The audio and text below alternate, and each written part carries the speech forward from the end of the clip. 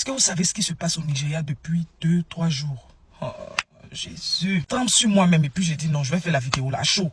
Comment par l'avertissement du Saint-Esprit, une jeune fille a quitté les États-Unis d'Amérique pour aller sauver son papa qui avait été séquestré. Attends, c'est un peu long.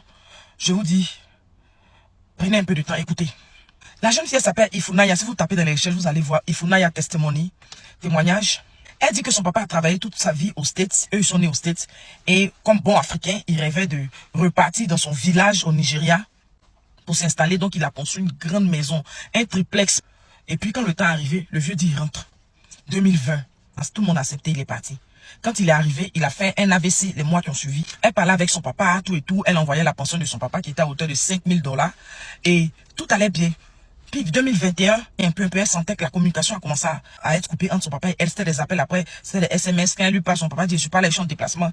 Elle n'avait pas trouvé de problème à cela. Jusqu'à ce que le Saint-Esprit commence à la interpeller en rêve. Lève-toi, lève-toi, ton papa en danger. Hé, Saint-Esprit, cours, lève-toi, va au Nigeria. Entre-temps, son papa vit avec ses frères et ses soeurs là-bas. Donc, elle, ses tantes et ses oncles.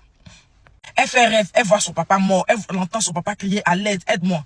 Elle écrit à son papa dit non, je suis allé à Abuja. Elle dit Abuja, c'est à 9 h. Elle dit son papa a fait AVC. Il n'avait pas assez de force quand il parlait. Comment il peut se retrouver à Abuja chez un autre frère? Elle a contacté sa tante. Sa tante dit, ah, faut rentrer en contact avec lui. Moi, il sait pas, il est parti à Abuja. Et tellement le Saint-Esprit l'interpellait, ça se faisait plus fort.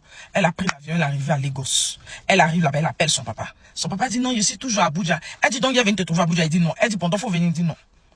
Elle dit, le Saint-Esprit dit, va dans son village. Là-bas, va directement à Gozo. Elle débarque à Gozo. Qu'est-ce qu'elle s'en va trouver? Ils ont fermé le portail avec du sable.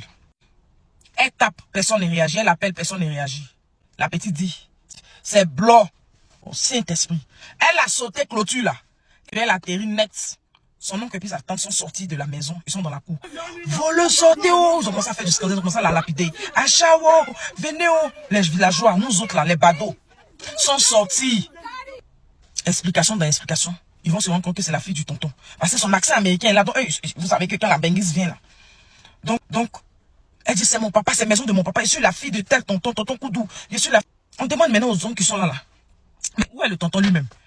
Elle veut rentrer chez son papa. Laissez-la rentrer. Ils disent non. J'ai dit, ils se sont chamaillés, bruit. La police est venue. Quand la police est arrivée, quand ils ont vérifié que c'est vraiment sa fille, on dit, mais pourquoi vous voulez pas qu'elle entre? Elle dit, elle veut rentrer dans sa maison. Pour vérifier que son papa est là. Laissez-la entrer. Ils disent ça. Avec la police là, on dit, ma fille, faut rentrer. Faut aller chercher ton papa. Elle est arrivée, elle a fouillé, monté partout. Hein, son papa qui couchait dans la chambre. Affaibli, amaigri, affamé, peau sur os. Son papa peut pas parler. Presque 1 an de séquestration. Il ne peut même pas parler. Elle dit, mon papa, tu me reconnais? Il dit oui. Elle lui a posé quelques questions. Quand la Bible dit l'obéissance vaut mieux que le sacrifice, le Saint-Esprit lui dit, c'est pas possible, tu peux pas prendre ton papa, il faut rentrer. Quand elle est rentrée à l'hôtel, la nuit là, elle veut dormir, le Saint-Esprit dit, lève-toi pour prier, ils sont en train d'envoyer les balles. Lève-toi, elle s'est levée, elle a intercédé, elle a invoqué le sang de Jésus, l'Esprit de Dieu. Avant de dormir, le lendemain, ils sont partis, ça arrivait dans... Quand elle est repartie là, ils ont mis cadenas sur le portail là. L'affaire est arrivée dans les affaires du chef du village, les chefs du terre, la police, tout ça, tractation sur tractation. La nuit est tombée. Pendant qu'elle est là, le Saint-Esprit lui dit que si tu as bougé, quelque chose qui va se passer. Donc les jeunes du village lui ont dit, paye la zé, la boisson, on va boire et manger, nous on va rester ici. Si on a campé ici, ils ne peuvent pas aller quelque part lui. Donc elle a payé boisson. Elle est rentrée à l'hôtel.